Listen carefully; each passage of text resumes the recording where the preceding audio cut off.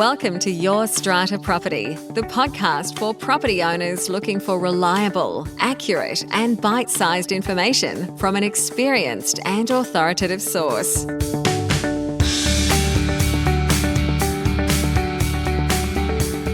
Hello and welcome. I'm Amanda Farmer and I have with me today Reena van Aalst from Strata Central for our final episode of 2025 together. Yes, it's been such a very long and very arduous year, I think, Amanda, in terms of things that have been happening in Strata with all the reforms and legislation changes. And it's been quite a really busy year, I think, in Strata for everybody. Yes, there has been a lot happening. I hope you're having some downtime, taking a break from all of that, recovering, getting ready for 2026. I'm not sure that it's going to be too much lighter No. in 2026. There just seems to be more and more on our Strata managers' plates. Yes. I would Yeah. say. And it's funny because you say that, Amanda, because a lot of people actually don't understand how much is involved in Strata. And I had a friend of mine just recently the other day say to me, oh my God, I'll never look at an apartment in the same way again after she spent like a day or two just sitting in the office with me seeing what we do. But Yep. so, we're all looking forward to some downtime. Yes, me too. And I hope others out there have been working hard this year, whether you're a manager, you're a committee member. I know our committee members are always working hard. Our owners in Strata, if you're tuning into this podcast, you might have a few challenges of your own in Strata. So I hope you can have a break from all of that, spend some time with family and friends. But before we get there, we do have a couple of challenges of our own to solve, hopefully, today. Reena, what's your challenge for me this week? Yeah. We have a tenant in a building, Amanda, who's a hoarder. Apparently, there's been some photos taken when a recent fire inspection was done about maybe 6 months ago. But what's happened since that time is that there's been a huge cockroach infestation coming from his unit. Apparently, you can see it coming out from under his door. It's travelled to apartments surrounding, and even the apartment below said he had cockroaches falling on him. I don't know how that could happen, and he's actually vacated the apartment because he's left the tenancy. And this was also another long-term tenant in the same building that I'm referring to. So I was just wondering, apart from we've sent a letter to him and to the managing agent, property manager, and we copied in the owner who said, please don't copy me in. I don't want anything to do with this. Please refer it to my property manager. And we referenced the nuisance section in the legislation because there's nothing else that we could actually look at to see that would give us any ability to write to him. The committee said, I'll issue him with a notice to comply, which is to comply with the bylaw for those that don't know what notice to comply means. But there's no bylaw that references hoarding, no bylaw that references pest infestation. And I think for those that are living in Strata, as more people are living in Strata and as the population is aging, hoarding is a mental health issue. And I've had this happen years ago, Amanda, you may recall, I believe we were both involved in where it was actually a retired doctor that had pigeons and they were all coming to his balcony, and it was just, and people could see, I think, from the opposite, because it was two buildings and one could see from one building into the other building that he had a lot of stuff in his apartment. And so, yeah, it's I think it's becoming probably more prevalent as more people live in Strata. So I'm not sure, Amanda, if you've had this happen to you before, or what advice you can give to us apart from writing to him and just saying this is a breach of a nuisance, and how we can get the owner to help. Yeah, I have definitely been involved in these kinds of situations before, and you're spot on when you say it's a sensitive situation because, yes, sometimes there are mental health issues involved. A starting point, I always say, if you can, is to connect with a family member of this person or a friend or a support worker or a medical person who might be checking in on them from time to time and have a chat with them about it and see if they can't support you, the owners corporation, the committee, in this task.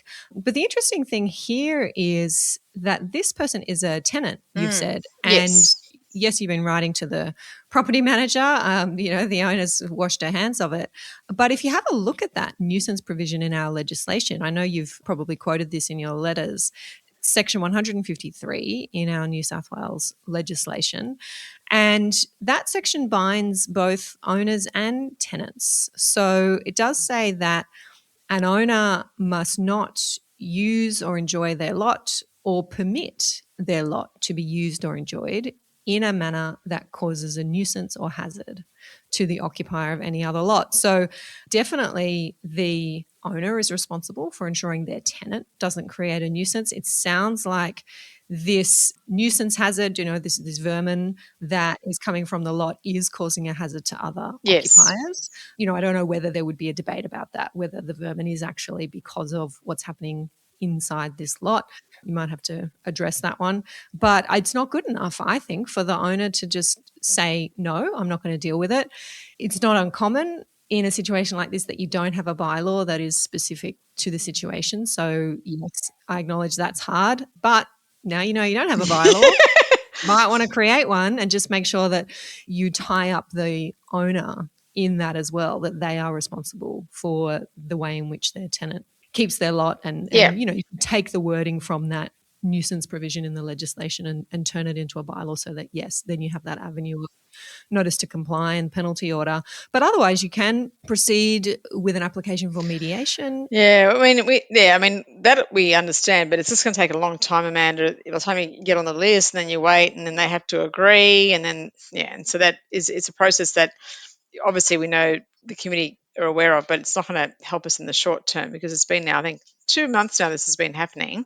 And you obviously want to start off with a softly approach. The building manager put a note under the door.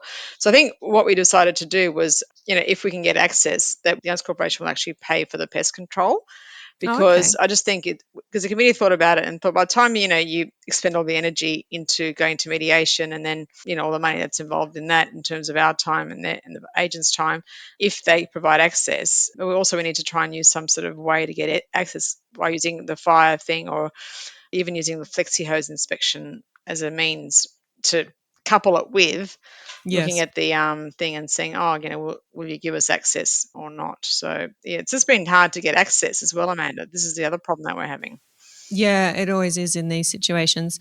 So would you approach it on the basis that there is perhaps a common property pest control service happening and request specific access to this lot for that purpose? Yeah, that's what we're thinking, that we would say that we need to do a pest control for the whole building, and we couple that with a reason to have access, because I think because he knows that, like, when people are trying to hide something, obviously they're not going to give you access, and he doesn't have we don't have an email for him, he doesn't, and nor do we have a telephone, so we can't even contact him to ring him or anything. It's just basically putting notes under the door, or our office sending him correspondence that the agent is being copied in on as well. So so it's just been really difficult. I think the problem is in life, in residential apartment living, where these things impact others.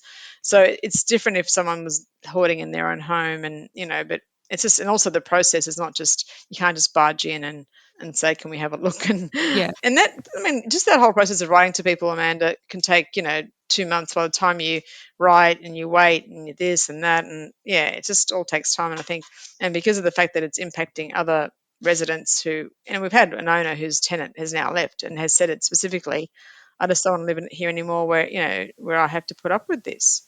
And this is where it does get difficult for an owners corporation, because that owner may be saying, well, the owners corporation is not meeting its statutory duty to properly maintain the common property. There's vermin that's coming across the common property and into other lots. I'm going to blame the owners corporation for that. So the owners corporation does need to be doing something here. And I appreciate the legal process is time consuming, it's drawn out, but time does pass quickly. I think it's important to have that going on, even just in the background. Yeah. So that owner is brought to mediation. The owner understands that she can't just say, I'm not dealing with this, it's my tenant's problem, to understand that she's got some legal obligations. Yeah, well, she's just trying to fob it onto her property manager. And also, too, man, if you think about it theoretically, this source is not an owners corporation issue. It's coming from an internal person who's hoarding. But again, like you said, it travels across the common property. It impacts other people. So that's when the owners corporation is then drawn in, having to take action against the parties involved. Yeah. Yeah. Well, let us know how you go with that one. I do like the idea of offering to pay for the pest control, and see how you go with getting in and making that clear to the owner, of course. Yeah, that's right. Something that you're offering to do. Yeah. I'm going to move on to my challenge for this week. This one is about proxy holders nominating owners for committee positions. I don't know if you've come across this one, Reena. We're having a bit of a chat about it in our members Q&A forum, one of our members has said to me, Amanda, there's a proxy who turns up to every AGM for a particular owner. And for many years, the proxy holder, who is not an owner themselves, has nominated the owner who is not present for the committee. And they just write it on the proxy form, and Strata manager who's chairing the meeting says, that's fine. That person's nominated for the committee, all good. No. Rita's looking at me on the video here. We have and she's shaking her head. Exactly. Tell me about this one, Reena. Have you seen proxies try to do this? Oh, yeah. I mean, it's sort of like, it's happened for many, many years. But I think what people don't understand is that a proxy form is just for voting rights. It's not to nominate someone. And secondly, even if that person nominates someone, that person has to consent in writing, which they haven't. So having a proxy form doesn't give someone the right to nominate anyone at all. It just gives them the right to vote on motions. So they could vote on the election of the committee, but not put forward a candidate. However, the person that's been nominated would have to have consented if they weren't present. Yeah. So we need the consent of the person nominated. They should do that in writing ahead of time if they're not going to be there. But I think you've hit the nail on the head there, Reena, about this fundamental misunderstanding of what it is that a proxy appointment does. And I think too many people assume that it means that you become the owner. You stand in the shoes of the owner and you have all of their rights. Right. Not the case. Not the case. You become eligible to vote as a proxy holder at the meeting. And of course, if the proxy form has instructions on it, you have to vote in accordance with those instructions. But it doesn't otherwise give you the same right that an owner does have to nominate others for the committee. So if you're an owner yourself, and sometimes proxy holders are, you're a proxy for one lot, but you own another lot, then yes, you can self-nominate for the committee, or you can nominate somebody else for the committee as long as you're an owner. But being a non-owner, nominating the owner for whom you hold that proxy, that's a no-no. Yeah, but even if the proxy bearer is an owner, they can't nominate that person that gave them the proxy, because that person would have to either consent or, And sometimes also too, like the other person may turn up to the meeting with them. They just don't want to do the voting. Sometimes we've had owners turn up and they give their proxy to someone else, but they're still there. They're not voting, they're listening. And if they are there and they do say, I do consent to be on the committee, that's a totally different situation. But it's just an instrument for voting. That's all. Yeah. And do you think part of the confusion around this maybe comes from the fact that there's no prescribed form for committee nominations? I know that many Strata managers do attach a committee nomination form to the agenda. Yeah, that's right. Yeah, we always send one out. But that's not mandatory. No. And also like how you compose it and how you, like what fields you include, and it's all discretionary. Yeah, that's right. So there is this confusion around how a person is nominated to the committee, and maybe there's some awareness that we need to do something in writing, but we're getting a proxy form mixed up with a committee nomination form. I want to be the last one to advocate for more rules and regulations around Strata, especially in New South Wales, after what we've had the last 12 months. But a prescribed or required form for committee nominations that does go out with each agenda, that could be helpful, because I'm not sure that all Strata managers do that. And I think also too, man, like, the nominator and who's being nominated is really important, because sometimes people get, like, we've had someone, we just sent out a form and someone says he wants to be on the committee. Now, this owner doesn't own it in his own right. It's owned by two people. And so his co-owner has to nominate him, but he's nominated himself. So even a prescribed form can be, like any form could be stuffed up. But I mean, what I'm saying, it's also understanding that, again, this happens quite a lot. A lot of people, when we take over a new building, will say, what do you mean? Last year I wasn't on the committee. I said, yeah, but where's your co-owner? Or if someone's got to nominate you, you can't nominate yourself as a co-owner. So, and I try and use the analogy of a mortgage, if most people do have one. So hang on, you just can't sign a mortgage document on your own, which is the same we try and use for a proxy form. That's why both owners or three owners or how many owners there are have to sign a proxy form, because if you think about it, you just couldn't. I mean, people don't put the same sort of weight on a proxy form like they do on a mortgage document, but and things are not being checked, as you say. 100%. Different rules in different Strata management companies, different rules in different committees. Some people just don't apply the law.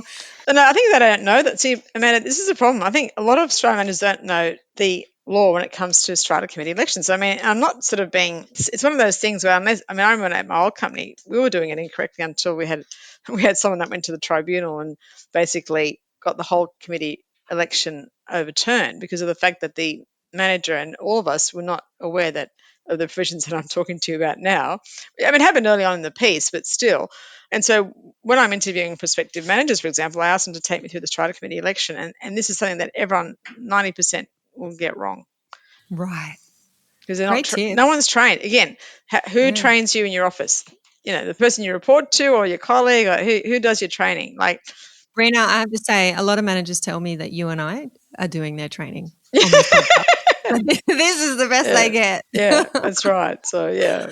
Yeah, that's a great interview question for our Strata managers out there who are hiring, because it's complicated. It's got to be all done in a certain order. There's rules around that, who's eligible, who's But not. every building has an AGM and every building has a committee election. Yes. So this is like a fundamental thing that we all should know as managers. Yeah. Yeah, great tip. Well, we'll toss in there as well, making sure your potential new team member knows how to accept committee nominations. And, you could see a quiz, right? You could easily draw up a quiz, true or false. Can a proxy holder nominate a person for the committee, and highlight some of those, what we say, are gaps in that fundamental knowledge. Yeah. All right. Thank you, Reena, for sharing that tip. Helpful to many, I'm sure. Have you got a win? What's good that's been happening in your world the last couple of weeks? Yeah. Well, I mean, last month I had a 13-hour settlement conference that well, actually, it actually started an hour before, so I'd make it 14 because I was an hour with the lawyer beforehand. But basically, it's a water ingress issue, and the lot owner sued the owners corporation. It then did a cross claim against the owner above. So there was 3 parties involved, and after much toing and froing all day, a settlement agreement was reached. And so now we're just about to put that to a meeting, but we've found another little glitch, which I won't go into today because the fact that we need to sort out this glitch, but I will talk about it at another time, Amanda. But yeah, so it was good that after 14 hours we were able to settle the matter. Because I mean, even like you have the drafting of the deed and everyone's tired and there's words missing and this and that and there's bits and pieces and what about this and what about that? And yeah, so all parties were there.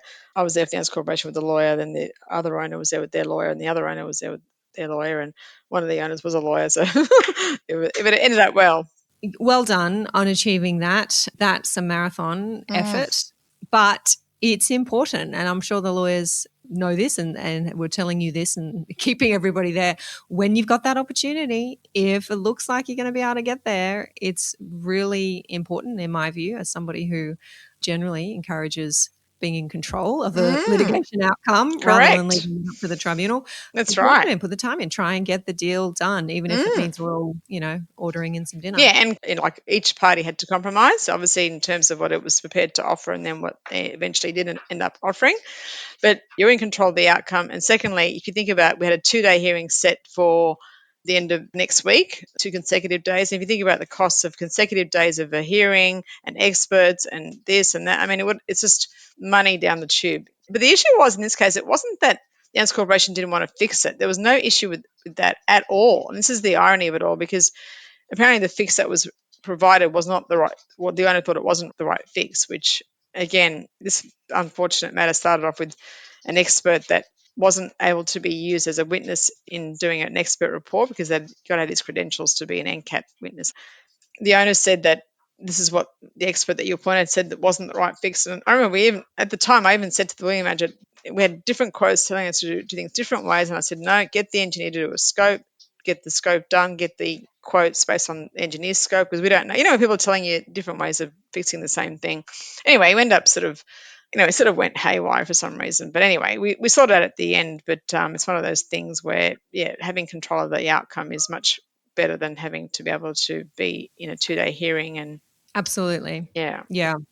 And it's interesting, you mentioned there that the settlement or proposed settlement had to go to a meeting to get signed off. It's not unusual when we're working with owners corporations that we can only get settlements or certain aspects of settlements to that stage, and then we have to cross our fingers and hope that something passes at a meeting. That's right. Well, this settlement actually requires the owner, who is partly responsible for water ingress, to contribute. So that's number one, and that's already in the deed. However, we need to raise a special levy to compensate the owner who instigated the proceedings for their legal fees, their expert fees, and their loss of rent. There you go. And so that's all been, I worked all that out now. And yeah, so that's over 100,000 and I've got to put that to a meeting. But we're just still trying to finalise the wording of the deed and things like that. But and part of the deed that I said that I mentioned at the time, the lawyers agreed that each party must support it at the meeting. Yep. So that it does have a chance of passing, because, asking people for a special levy is never a good thing before Christmas Yeah. and in any event. But also, Amanda, next year when we have an AGM, I've got to raise a special levy for all the legal fees to exempt that lot owner as well. But that's not, paying the settlement is more important now before we then get on to the next part, which is to raise special levies and we have to exempt the lot owner from their portion of the legal fees that the Owners Corporation has paid in defending the claim. Yeah, there's a lot of moving parts with strata litigation, that's for sure. So hats off to you, all of you who were involved. It's always a joint effort to get all of that across the line. And good luck with putting the final bow on it. Yeah, that's right. You can breathe out.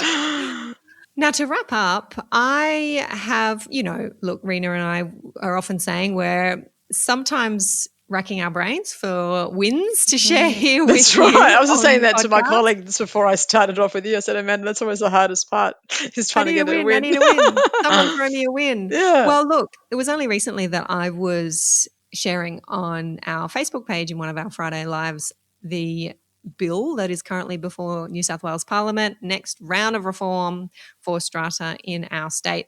Quite a few changes there, Reena. I'm not sure if you had a chance to look at this yet, but one of the ones that I wasn't really expecting, and maybe I missed the memo on this, lots of changes for those in two-lot strata plans. I'm not sure if this will impact you, Reena, if you manage any two-lot schemes other than under compulsory. That's right. That's what I say. Anyone asks me about two-lot scheme, I just say don't buy into them unless you own both and rent one out. Okay, there you go. That's the hot tip. That's for my today. advice. We will have a new section inserted into our Strata Schemes Management Act, as if this bill goes through unamended, that will exempt strata schemes comprising two lots from passing special resolutions, from holding annual general meetings, from putting a strata committee together, from preparing a 10-year capital works fund plan. They won't need to lodge an annual report on the Strata Hub, and maybe some other things if the regulations decide to exempt them. So the intention here, and look, why I've put it in my win basket, is that the government is trying to remove red tape for those in two-lot strata schemes.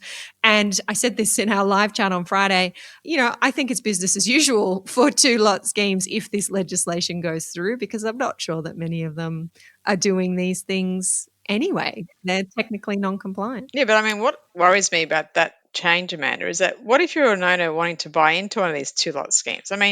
No capital forecast, you wouldn't even know what's planned. You said no AGM?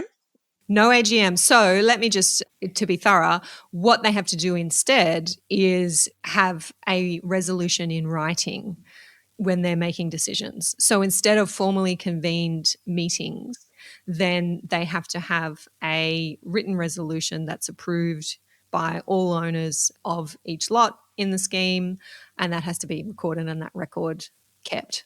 So there should still be records of decision making. Yeah, but that means that it's not a statutory motion. So if it's a statutory motion, they have no choice. They have to consider it. If it's a resolution that they have to both agree on, so does that mean they can have no levies? Is that the whole intention? No levies? Like if you decide not to have an AGM, you don't have a budget, you don't have levies, therefore you don't. Yeah. Okay. Yeah, that would be right. Yeah, that would be the flow on. Well, my advice now is definitely don't buy into two-lot scheme after this. And this is why I've said this is going to come as a surprise, because who asked for this? I don't know. Perhaps those who are living in two-lot schemes. And I'm sure you and I come from a certain context. Let's just say that we see those who are in distress, though you're managing. No, but I think, but Amanda, if you think about it, like if you have only two lots where each person doesn't agree with the other person, at the end of the day, like our experience comes from a bigger pool of people that may not agree or disagree. Having only two people that don't agree, and then having this sort of, airy-fairy, we can do things in writing that if we want to, and no AGM, no this, no that. To me, that might even devalue the two-lot schemes eventually. I don't know. I'm not sure. Like, again, I don't know, Amanda, what you were saying too. I don't know the reference and the history behind how this has come about, but I can't see. Or maybe it's a tribunal getting sick of dealing with them. I don't know. Look, I think they'll still have that avenue if they can't reach their written resolution. But I've often been approached by purchasers who are looking at buying into two-lot schemes, and they say, "Oh, Amanda, I'm told that there's no strata." Yeah, exactly. And I say, yeah, okay, there's a strata plan registered. So there is a strata plan and there is an owners corporation constituted on registration of that plan. What you're telling me when you say there's no strata is this plan does not comply with its legal obligations. And then I go on to say, it should have the strata committee. The strata committee is both owners of the lots. It should be having AGMs. It should be having the 10-year plan. That, I think, maybe where the government's coming from in saying there's so many two-lot schemes out there who just are not doing this, that they are non-compliant. We don't want to have to go around, bringing them all up to compliance. So let's change the law around this and let the law meet them where they are at. And where they're at is, well, we agree on email what the insurance is going to be. We agree to pay the insurance premium. If the roof is leaking, we agree to fix it. We're doing all of that by agreement, in these schemes that are functioning, not the ones necessarily that we're seeing. So, yeah, let's bring the law into that reality. So on face value, when someone looks at that, they think, oh, great, like I'm out of strata, I'm out of all those people telling me what to do. On face value, that does seem to be the case, but it's all fine, and this is what happens even in normally well-functioning buildings. When you have a good committee and a good owners corporation, everything's fine. You just need some new person to come in onto the committee or a new owner to come in and then start. So this is all fine when two owners all get along and they think very similarly. They want to preserve their investment. They want to have enough money or when something happens, rather than putting the money aside, they just fix it, put the money they need, and then just fix it. Rather than people thinking, I've got no control of my money, I've got to put money according to a capital fund plan, or I've got to put money to something that doesn't affect me, like someone else's bathroom that's leaking or someone else's balcony. So I can understand the enticement for people to look at it in a very favourable manner when you're thinking about all the strata issues that you have no control over and you're contributing to something you don't use. However, on the flip side of it, that's all fine until you have an owner who's different to, like you probably would have been not in, like you'll never be friends with someone like that. You probably would have, if it was your ex-wife, you would have been divorced by now. Do you know what I mean? Like there are people that you would just never, ever buy property with. And this is the same thing. So it's going to work well when it works well, but when it doesn't work well, let me tell you, it ain't good. All in the lawyers, I say. Oh, yeah. The lawyers love it. It's the family law of strata. Yes, I was very upfront about that in chatting about this new legislation, that I can just see the work in it for lawyers in the future. And if anyone has a young person in their life who's studying law, who's wondering what they're going to do after university, point them in this direction. Winner. Yeah. Thank you, Reena van Aalst, for a fantastic year here on the pod. I will have one more podcast episode before I officially wrap up for the year. But for now, I'd like to wish you a wonderful holiday break and enjoy your rest and recovery. And I just had this vision of you at the gym, working out, getting ready for 2026. Bring it on, yeah. Oh, yeah, maybe, or sipping some gin and tonic might be better. But I want to wish all our listeners a great Christmas and fabulous New Year, and thank you all for your patronage and your questions and bits and pieces. And and we look forward to Amanda and I being back here next year with you all. Thanks so much, Reena van Aalst. I will see you next year. Bye. Thank you for listening to Your Strata Property, the podcast which consistently delivers to property owners reliable and accurate information about their strata property. You can access all the information below this episode via the show notes at yourstrataproperty.com.au.